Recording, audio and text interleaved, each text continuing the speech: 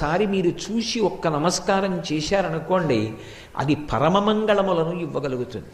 రెండు, హనుమ యొక్క ఉపాసనలో ఉన్నటువంటి అత్యద్భుతమైన విషయం, ప్రతిరోజు హనుమ యొక్క ముఖాన్ని ఎవరు చూస్తారో, ఎవరు ఆయనకి నమస్కారం చేస్తారో అటువంటి వారి యొక్క అజ్ఞానము తొలగిపోతుంది.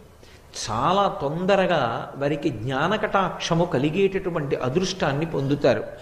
ఎందుచేత అంటే ఆయన భర్గస్వరూపుడై ఉంటాడు అని పరాశర సంహితలో ఆయన యొక్క ఉపాసన రహస్యాన్ని చెప్తారు. భర్గుడు అజ్ఞానాన్ని తీసివేయగలిగినటువంటి స్వరూపం. గాయత్రీ మంత్రంలో బీజాక్షరానికి అధిదేవత. అటువంటి భర్గస్వరూపుడైనటువంటి హనుమ యొక్క ముఖాన్ని, ఆయన యొక్క రూపాన్ని ఎవరు చూస్తారో వారికి మంగళములు ఇవ్వబడతాయి. అందున ప్రత్యేక